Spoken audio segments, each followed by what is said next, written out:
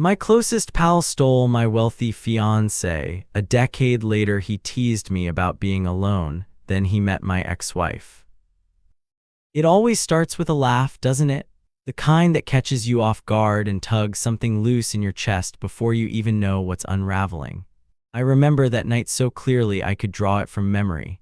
The way the candlelight flickered across Elise's cheekbones, how her wineglass left a thin red print on her lower lip, like a secret she hadn't decided whether to keep. And Mark, sitting across from her, spinning some story about a summer in Prague, his voice low and intimate, as if the entire restaurant was just the three of us and he couldn't bear to waste his words on anyone else. I wasn't worried then. I should have been, but I was. The night had that thick, syrupy warmth that comes in early June when the air still smells like wet pavement, but you can finally leave your jacket at home. We were at Ross's, the kind of place where everything is overpriced, but it makes you feel important just being there. Elise loved it, even though she never said it outright. I could tell by the way she touched the stem of her glass like it was made of something rarer than crystal, and how she'd lean back just enough to let the gold necklace she wore catch the light, almost like she was performing. Mark had just come back from one of his many self-funded adventures, the kind of things people without money call sabbaticals and people with too much money call finding themselves. He was tan, leaner than usual, with a beard that made him look like he read poetry under waterfalls. I hadn't seen him in almost a year, and he slid back into my life like he always did, like a habit I couldn't break. I'd missed him, if I'm being honest. He was the only person who'd ever really seen me when I was a kid, when I was small and angry and scared, living in a house where silence meant safety and eye contact meant get ready. I trusted him more than I trusted myself. And Elise was the kind of woman who made you forget your name when she looked at you. Not because she was conventionally beautiful, though she was, but because she had that thing, that rare and terrifying thing where she made you believe you mattered just by standing near her. She came from money but never flaunted it. That was part of the magic. Old wealth, discreet and unbothered. Her apartment smelled like bergamot and leather-bound books. Her shoes were always clean, even in the rain. She told me once that she hated diamonds because they looked like lies. I was in love with her like a man drowning in a lake he never meant to swim in, deep, cold, and too far from shore to save himself. That night I watched them flirt. I wouldn't have called it that at the time. I would have said they were getting along, that he was charming her the way he charmed everyone, that she was laughing to be polite. But the truth was written in the space between them and how her laughter lingered too long and his gaze didn't bother hiding its edge. I laughed too, like a goddamn idiot. I even made a toast. To old friends and new beginnings, I said, and Elise clinked her glass to mine, her eyes already drifting back to Mark. Maybe the moment was already breaking then. Hairline fractures in the glass of my life, invisible under the soft light and noise, but I didn't see it. I didn't want to. In the weeks that followed, things shifted, but so subtly I thought it was in my head. Elise started coming home later. She said she was working longer hours, that the board was putting pressure on her. Some merger, some chaos I didn't understand and she didn't explain. She didn't kiss me as often. She stopped asking me how my writing was going. I hadn't touched my manuscript in months, but that's not the point, she used to ask. I told myself we were just in a phase, that couple's ebb and flow, that I needed to be more understanding. I cooked her favorite meals, I gave her space, I even suggested we go away for a weekend, just the two of us. She smiled when I said it but didn't give me a date. And then came the night she didn't come home at all. It was raining, soft and steady, the kind of rain that sounds like static on windows. I'd made pasta. Her favorite wine was breathing on the table. I waited. I called twice. No answer. Around midnight I started packing. At 2 a.m. I started imagining hospital beds and car crashes. By 3 I'd moved through grief into anger and back again, circling the drain of helplessness like a man watching his own house burn down. The envelope was there when I woke up, on the kitchen island next to the half-empty bottle of Chianti and the plate of cold spaghetti. I didn't see her leave. Didn't hear the door, just a note. I'm sorry, this isn't what I want. Please don't hate me. It wasn't signed, it didn't have to be. I think my brain broke then, not like a scream or a sob, but something more internal, more final, like a circuit snapping. The next hours are a blur of blank space. I remember taking a walk, though I don't remember where. I remember staring at the trees and wondering if they knew how lucky they were to not have hearts. It took 2 days to find out. 2 days of silence, of Elise not answering, of me scrolling through her social media like a lunatic, looking for clues. 2 days of pretending to friends that she was out of town for work while my insides rotted. On the third day, Mark called. I didn't even recognize his voice at first. It sounded smaller, slower. Hayes, look, I didn't want it to happen this way. My hand went numb. What the fuck are you talking about? I didn't mean to hurt you, mans. And in that moment, every single breath I'd taken in my life suddenly made less sense. I felt like a ghost in my own skin, like I was watching myself through a camera lens. The silence stretched so long between us that I could hear my own heartbeat. She's with you, I asked, though I already knew. He didn't answer. The pain wasn't hot, it wasn't even loud. It was this quiet, heavy thing, like someone had placed a wet coat on my soul and told me to wear it forever. I didn't say goodbye, I just hung up. Then I threw my phone across the room so hard it shattered into 3 pieces against the wall. I didn't cry, I didn't scream. I sat on the floor and stared at the broken glass and thought, this is me now. Everything after that unraveled fast, like a thread caught on something sharp. My job started slipping. I was late, distracted. My friends drifted away, unsure how to help, uncomfortable with the rawness of me. I stopped returning texts. I sold the apartment, packed up everything I owned into a few boxes, most of which I'd later throw out in a rage at a rest stop in Montana. I didn't know where I was going. I just knew I couldn't stay. Because everything I thought I understood about love, about friendship, about who I was, had been ripped out from under me, and I was falling, quietly, endlessly, into something I didn't have the words for. All I knew was that the person I used to be had died in that apartment. And I didn't know who was left. You don't realize how loud the world is until you're no longer a part of it.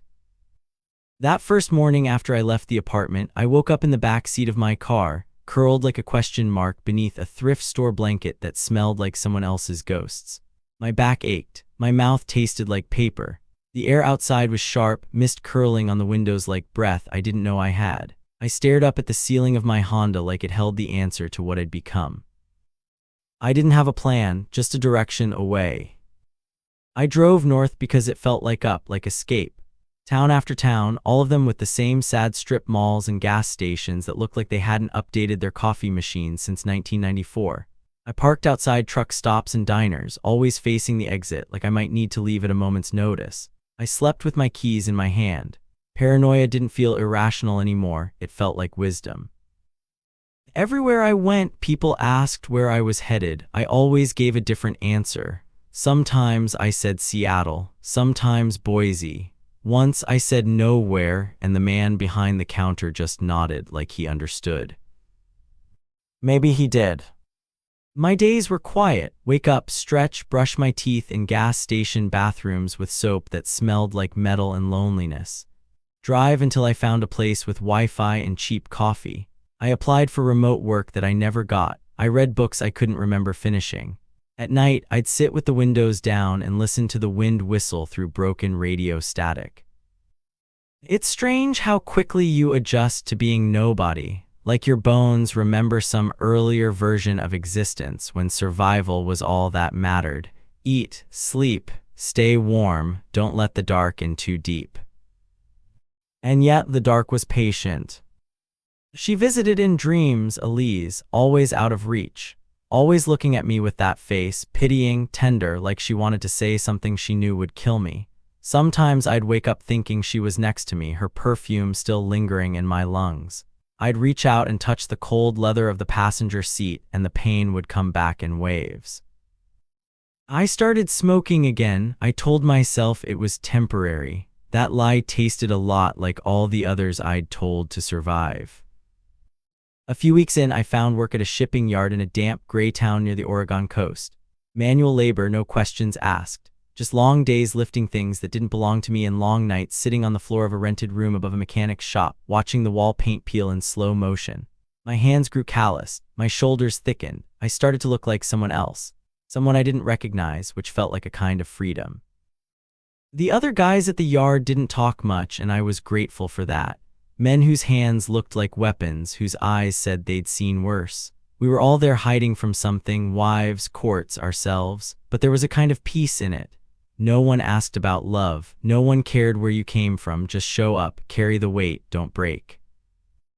There was a bar 2 blocks from the yard, one of those dimly lit places with wood paneling and too many mirrors. I went sometimes just to hear voices. I didn't talk much. I liked the sound of ice in glasses, the distant hum of some old country song no one knew the words to. People talked about football, the weather, politics like it wasn't all rigged. It was easy to disappear there. And then there was Carla. She worked the afternoon shift at the bar, pierced eyebrow, chipped black nail polish, a tattoo of a wolf on her forearm that looked half-finished. She had this dry laugh that cut through silence like a knife and a way of staring at you like she could see your entire history laid out in bruises. I didn't mean to talk to her, but one day she brought me my drink and said, "You look like someone who lost something they never really had." I laughed too hard, something cracked in my chest. We didn't fall in love, that would be too clean, too cinematic. What we had was messier, realer, 2 people fumbling toward each other in the dark, trying not to bleed too much on the sheets. We didn't ask questions, we didn't make plans. She'd stay over some nights, her body warm against mine, her hair smelling like cigarettes and lavender. We'd lie there unspeaking like 2 animals sharing a cave for winter. One night she asked me what happened to me. I didn't answer. I just kissed her like the question was a curse I couldn't afford to let loose. She never asked again. Still, I knew it couldn't last. Nothing that broken holds for long. She was drifting before she even let go. Her silences grew louder, her texts shorter. I came home one evening to find the post-it on the mirror, "Don't wait up, this isn't it." And I didn't chase her, I just stared at my own reflection for a long time, trying to find something familiar in it. I couldn't. What I realized then, and maybe this was the beginning of something, though it didn't feel like it, was that I wasn't angry at Elise anymore, or even at Mark. Not really. What haunted me most was how easily I had let it all define me, how I gave my identity away like it was a coat I didn't think I'd ever need back. That scared me more than the loneliness. I kept working, I kept eating, breathing. I started running at night through the fog-heavy streets where streetlights buzzed like dying flies. It helped, a little. Sometimes I'd pass houses and glimpse families inside, shadows moving in warmth I couldn't touch. I didn't resent them, I just wondered if they knew how lucky they were. In time, I stopped dreaming about her. But I still didn't dream about anything else. And that, I think, was the worst part, not the pain, but the emptiness that came after it. The silence where meaning used to be, the quiet hum of a life paused indefinitely. Somewhere inside, I knew this couldn't go on forever, that I couldn't keep running from a past that lived inside my own ribcage. But I wasn't ready yet. I needed more time in the fog, in the cold. I needed to forget the sound of her voice. I needed to forget the man I had been. Before I could rebuild, I had to become no one. And I was almost there. 10 years is a long time to go without seeing someone who once knew every corner of your life. And yet, when I saw Mark again, it was like no time had passed at all, like the scar on my heart had just been torn open with fresh hands. It was late October when I got the call. My uncle, my mother's brother, had died of pancreatic cancer. Sudden, brutal. He was one of the few relatives who never looked at me with pity after the Elise thing. He never asked questions, just offered a chair on his porch and poured the whiskey without a word, so I came back for him. The city was colder than I remembered, harsher. My boots clacked against pavement I used to call home, but everything looked smaller, like it had shrunk without me. I walked past our old apartment, just once. The windows were dark, new names on the call box. A different life living inside the walls that once held mine. The funeral was quiet, unpretentious, just like he would have wanted. And then came the wake, warm bodies, cheap beer, someone's cousin playing Dylan on an out-of-tune guitar. I kept to the corner, sipping bourbon that bit like old regret. Grief hung in the room like smoke. I saw Mark before he saw me. He hadn't changed much. His hair was thinner, his skin softer, like success had dulled him. He still had that way of walking into a room like it belonged to him. A few people turned, clasped his shoulder, clinked glasses. Still charming, still adored, but there was something different too, something smaller in the way he carried himself. I couldn't name it yet. I turned my back to him. I wasn't ready. Maybe I never would be. But then I heard his voice behind me, that same familiar lilt, like he was slipping into an old coat. "Damn, still alone." He said it like a joke, like we were still boys ribbing each other in the back of a high school gym. He grinned, that same crooked grin he used when he lied to teachers, to girls, to me. I didn't smile. I turned slowly, looked at him, really looked, and he hesitated. I let the silence stretch until it bent. "Still a snake?" I asked, low and even. His grin faltered, but only for a second. "Come on, man, that was a long time ago." "No, it was." My voice was calm, but my heart was a jackhammer. "It's today, every day, you made sure of that." He took a sip of his drink. "Look, I never meant for it to go down like that. Elise and I, it just happened." "Things don't just happen, Mark, not to people like us. We make things happen, and you made that choice." He shifted, suddenly uncomfortable. "You don't know the full story." I laughed, short, hollow. "No, then tell me what I missed while you were fucking the woman I was going to marry." His mouth opened and closed, like a fish choking on dry air. "I gave you everything," I said, the words falling out before I could stop them. "Every story, every part of me. You knew how scared I was to lose her, and you took her anyway. And you didn't just take her, you took me, the man I was with her, the future I thought I had." Mark stepped back slightly. "She left me too, you know." That stopped me cold. "What?" He looked down at his glass like it might hold the answer.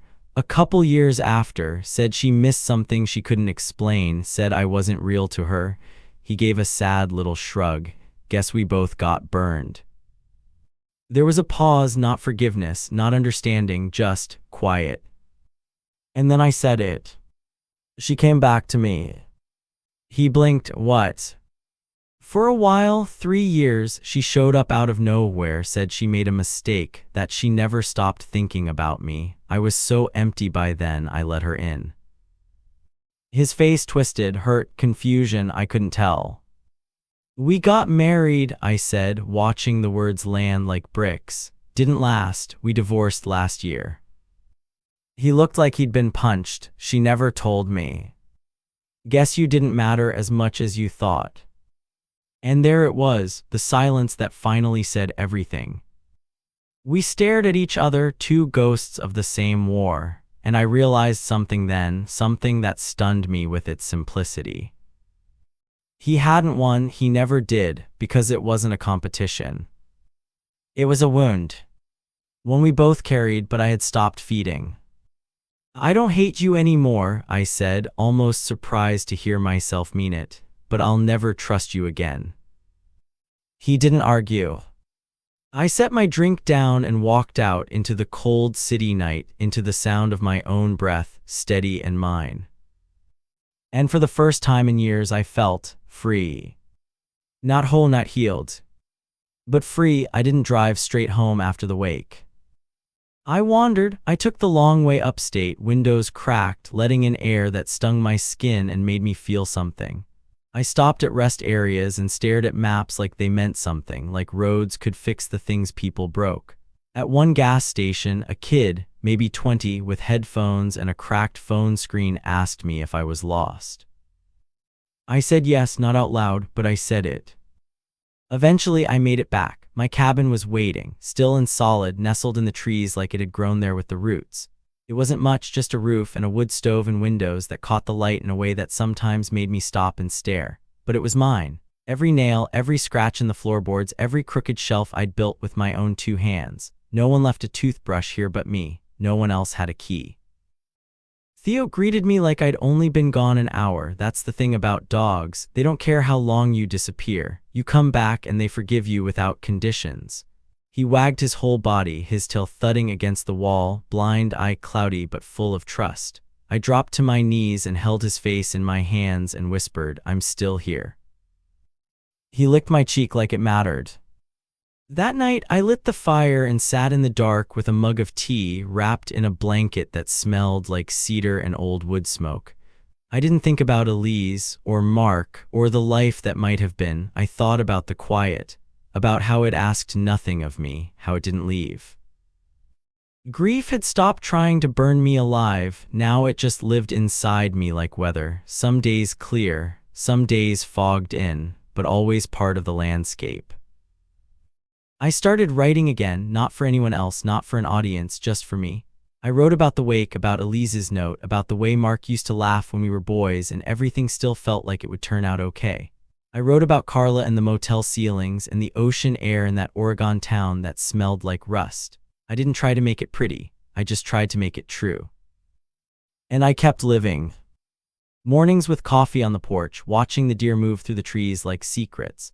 Afternoons fixing whatever broke, pipes, fencing, sometimes myself. I made friends with the old man who ran the bait shop in town. Played cards with a couple who ran a bakery and never once asked about my past. There's a kind of kindness in people who have seen their own share of ruin. They don't ask for your story, they just make space for you to exist.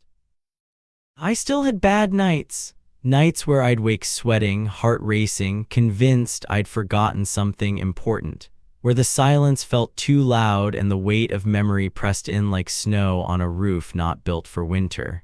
But I learned to sit with it, to not run. Sometimes I think about Elise, not with longing, but with a kind of softness, like looking at a photograph of a place I once lived but could never return to. I wonder if she found peace, if she stopped running, if she forgave herself. I hope she did, I really do. I don't think about Mark much anymore, not out of bitterness, just disinterest. He was a chapter, a hard one, but not the whole story.